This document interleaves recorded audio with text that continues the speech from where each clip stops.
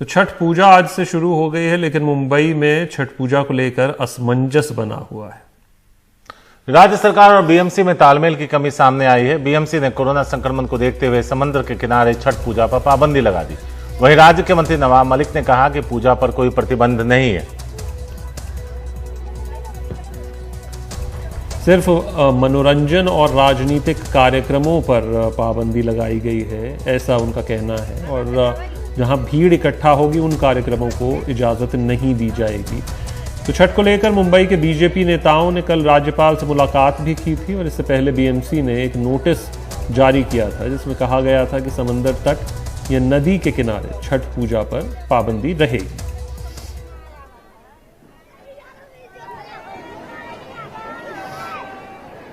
पूजा करने के लिए किसी भी प्रकार का कोई भी प्रतिबंध नहीं है, लेकिन जो मनोरंजन के कार्यक्रम भीड़ लगा के लोग करते हैं, निश्चित रूप से इस तरह के कार्यक्रमों को परमिशन नहीं दी जा सकती।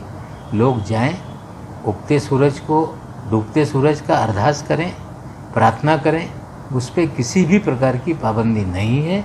लेकिन जो राजनीतिकरण, गीत के कार्यक्रम, सांस्कृतिक कार्यक्रम, भीड़ जुटाने का कार्यक्रम, निश्चित रूप से उस पर पाबंदी है। सुनील सिंह है हमारे साथ। सुनील, बड़ी गजब की लड़ाई हिंदुस्तान लड़ रहा है कोरोना से, और बड़ा ही सेलेक्टिव तरीके से लड़ता है। जब मामला राजनीतिक होता है, रैलियों की बात होती है, विजय दिवस मनाने की बात होती है, तो कोरोना कहीं किनारे इंतजार कर रहा होता है। धर्म की बात होती है या त्योहार की बात होती है तो भी कोरोना बैकसीट पे होता है। तो मैं ये जानना चाह रहा था कि जब स्थिति इतनी भयावह है तो नेताओं और सरकारों का जो रवैया है वो हमें ले कहां जाएगा?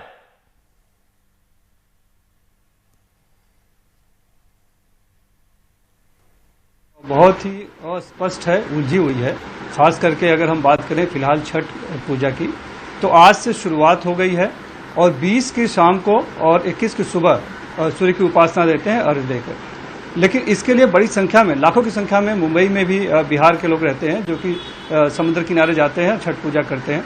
लेकिन अभी तक उसको लेकर स्पष्ट कुछ बात नहीं हुई थी। कल देर शाम जब राज्यपाल से मिलकर बीजेपी नेता आए तब बीएमसी ने एक अधिसूचना जारी कर दी कि समंदर किनारे छठ पूजा की इजाजत नहीं है। लोग व्यक्तिगत तौर पर अपने घरों में पूजा कर सकते हैं। लेकिन वहीं राज्य के जो मंत्री हैं नवाब मलिक, उनका साफ तौर पे कहना है कि किसी भी तरह की पूजा की कोई पाबंदी नहीं है। लोग चाहे तो समंदर पे भी जा सकते हैं, पूजा दे सकते हैं। राजनीतिक कार्यक्रम और सांस्कृतिक कार्यक्रम जो होते हैं उसकी अनुमति नहीं है, क्योंकि जब वो होता है तो लोग बड़ी संख्या में इकट्ठा होते हैं और भीड़ जमा होती है, जिससे कि सोशल डिस्टेंसिंग का पालन नहीं होगा और कोरोना संक्रमण बढ़ सकता है। ये उनका तर्क है। लेकिन किस तरह से आप देखिए कि तालमेल नहीं है राज्य सरकार में और बीएमसी में, जबकि दोनों लगभग एक ही पार्टियां का शासन है। शिवसेना का शासन बीएमसी में है, राज्य सरकार में भी शिवसेना का ही मुख्यमंत्री है, लेकिन तालमेल नहीं है, जिसका खामियाजा आम जनता को या जो श्रद्धालु हैं उन्हें भुगतना पड़ेगा। और युवा की स्थिति बनी हुई है। इसी को लेकर बीजेपी भी आक्रामक हुई है। उसका कहना है कि कोई तालमेल नहीं है और ये इस तरह के बयान गैर जिम्मेदाराना है। और एक तो अधिसूचना जारी करने में बीएमसी ने बहुत देरी कर दी, उसके लिए उनको राज्यपाल तक जाना पड़ा और अभी भी इजाजत नहीं दी गई है। तो ये एक तरह से भेदभाव है। जी सुनील, इसमें एक बड़ा सीधा सा सवाल मेरा है, वो ये कि यहाँ पर दिक्कत कहाँ है?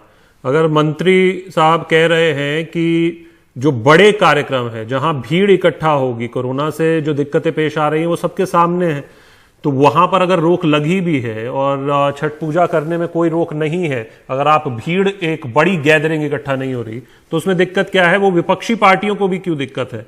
वो भाजपा राज्यपाल से मिलकर क्या मांग कर रही थी?